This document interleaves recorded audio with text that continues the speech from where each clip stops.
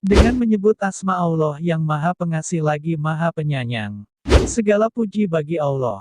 Salawat dan salam semoga terlimpah atas Nabi Muhammad, pemimpin seluruh umat manusia, dan semoga pula tercurah atas keluarga dan para sahabatnya. Amin.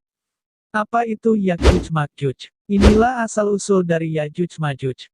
Saudara tentu sering mendengar mengenai perihal kedahsyatan bangsa Ya'juj dan Ma'juj, serta bencana besar yang akan dilakukan oleh mereka pada masa akan datang.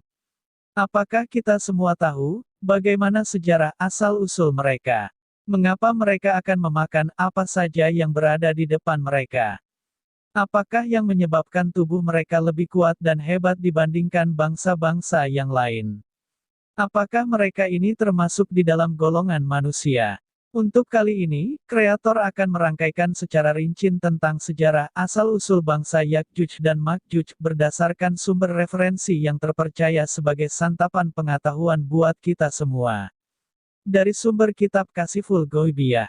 Dikisahkan, dimulailah kisah Nabi Nuh alaihi salam memiliki 4 orang putra, yaitu Sam, Ham, Kan'an, dan Yafis. Dari anak yang bernama Sam ia menurunkan bangsa Arab Romawi dan bangsa Ajam.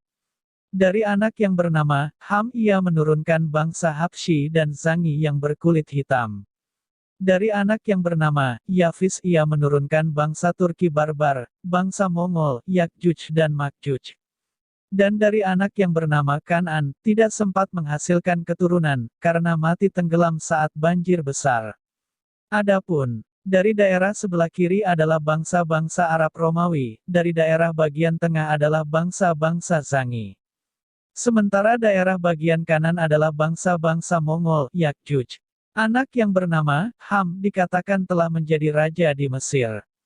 Yang bernama Yafis telah menjadi raja di daerah Hindustan. Dan dari anaknya yang bernama Sam mungkin menjadi rakyat biasa. Yafis memiliki anak yang bernama Aj. Dari Aj ini memiliki anak bernama Auj, dan Auj pula memiliki anak bernama Unuk. Dimulailah kisah kehidupan anak istimewa yang bernama Unuk ini. Unuk adalah anak yang tertular penyakit kelebihan hormon pertumbuhan tubuh, konon penyakit ini masih ada hingga saat ini.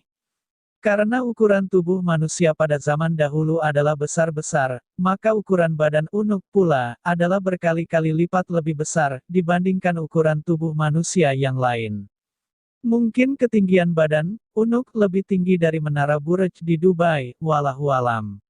Ada satu lagi penyakit yang diderita oleh Unuk ini, yaitu penyakit Down Syndrome, yaitu tidak mampu berpikir matang seperti orang dewasa.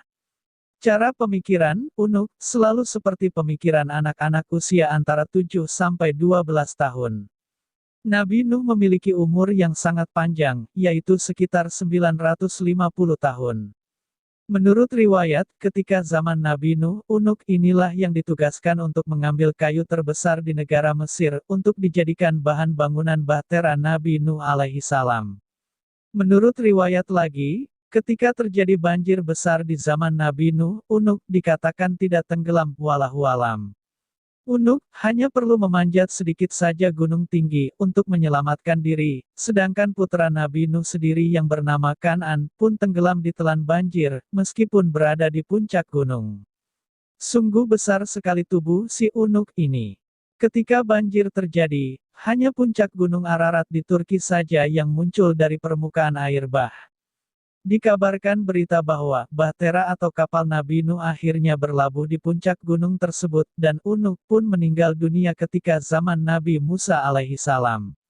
Kondisi dahsyat banjir besar zaman Nabi Nuh banyak manusia melarikan diri ke puncak gunung, namun mereka tetap ditelan banjir besar itu, puncak gunung Ararat, Turki yang dikatakan tempat bahtera Nabi Nuh berlabuh. Pada suatu hari, Unuk tiba-tiba datang ke negeri Roma dan bertemu dengan raja di situ.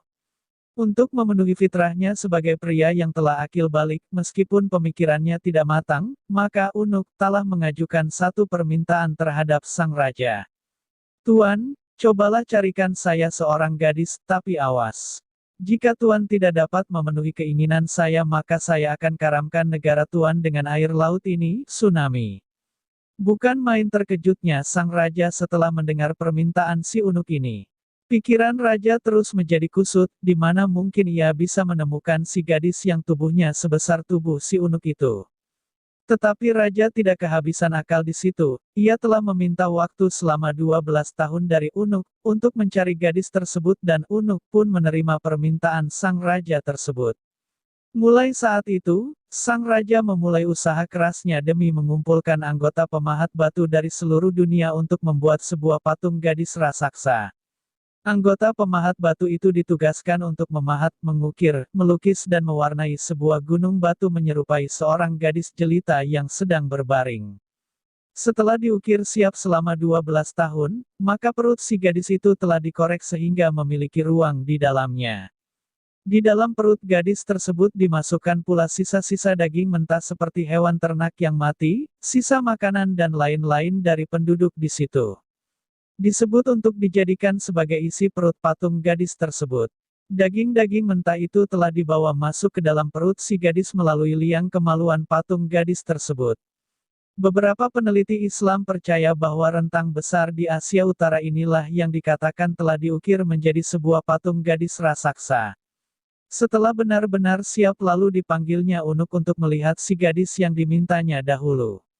Bukan main menariknya hati si Unuk, setelah melihat patung itu, cantik dan menggairahkan.